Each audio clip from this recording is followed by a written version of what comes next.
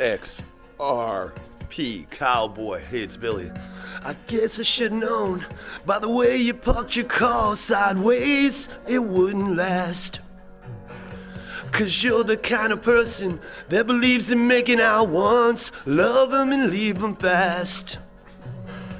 I guess I must be dumb, shit a pocket full of horses, Trojans and some of them used. But it was Saturday night, I guess that makes it alright. Honey, I said, little red Corvette. Hey guys, this is Billy. So I know a lot of people are shitting their pants right now, believe me. I wasn't happy, but I also know that they're trying to steal all of our coins. But I saw something, I guess you'd call it some regulations, coming out from Brian Brooks, Chief Comptroller of Currency. And he had stated in I guess it'd be maybe a filing, that a stable coin could also be a security. It's a new asset class. And ultimately would be able to move money, just as fast and everything. It wouldn't fall under the traditional security rulings and laws, which would dramatically slow down XRP, obviously. But because it'd have to be everybody would have to, the way you purchase securities, everything, it's time consuming and transfer them. The short story. But here's the beautiful thing. So pretty much would be what it is, and I know stablecoin scares people, but stable just means the price doesn't fluctuate too much in a payment transfer. But this is the beautiful thing. This is part of the game. The rich list, if you look at the top of the rich list, they've been buying this dip, the shit out of it, when everyone else is selling. I've been buying. I actually made a couple big purchases for me. But just think about if this was a security, we could actually sue every exchange for selling us securities. That's not going to happen. And when they talked about delisting XRP, a couple exchanges have, but the SEC came out and said, you guys, you can do, you got 5 years, you're not going to get in any trouble, any shit for selling security tokens. You hear what they said? Security tokens. And this is the thing. That was in reference to XRP being delisted from their exchanges. So the SEC called XRP a security token. Follow the money, connect the dots. Brian Brooks said, in his filing, that stable tokens, could be security tokens, and they would work just the same. So yes, could it get delisted? That could be part of the plan to have it relisted as a security. Don't freak out. I'm buying the dip. I'm not a financial advisor, as everyone says, because I don't want to scare people, but do your own homework, and there's a lot of great information out there. I'll keep it short with that. Is there anything I'm leaving out that's important? Not really. That's the most important thing, I think. I'm going to argue, I think, and I could be wrong in the near term, but long term, I think this is going to fast track the regulations. I think this is exactly what Brian Brooks was saying when he said 6 to 8 weeks for regulatory clarity. I think this is part of it. This is all part of it.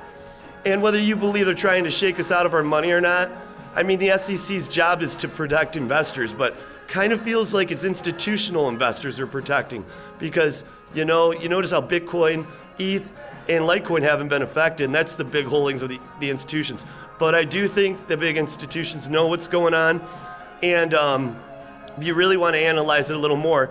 If 95% of XRP is, in the rest of the world being distributed and exchanged, how come the price drops so much? Isn't that odd? It should have dropped about 5%, right? 7%. So, because this isn't an issue anywhere else. Now, will that change? I guess if they run it as a security token here, it won't change anything in the rest of the world. So, one thing I will say, it's because they're worried if it gets too big. This is another positive. They don't want it to, what's the word I'm looking for? Fuck with currency, the currency. So they want to turn it into a security token, so it's not like competing with currency if the stablecoin grows too big. I think that's good. And you know what else I think is good? You know what else?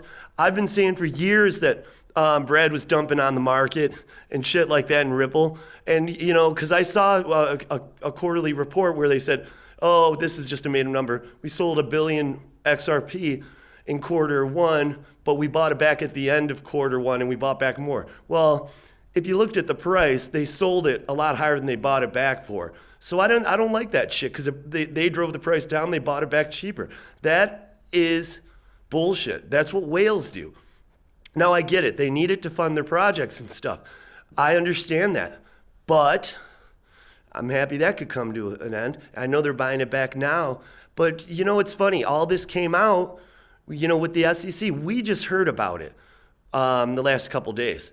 But when Brad was talking about moving to China like a few weeks ago, I mean, not to China, but out of the country, this is what he was talking about. When he was also saying they're buying it back to kind of, control the volatility of the market, this is why he was saying this shit.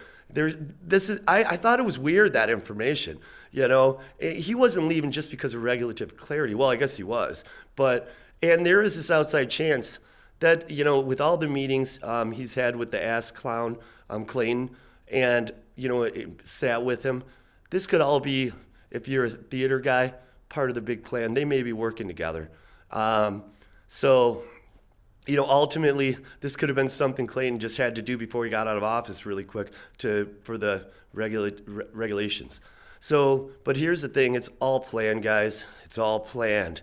It's just like, hey, I'm going to pick up a Slurpee from 7-Eleven. The Slurpee just doesn't appear in my hand. It never just appears in my hand.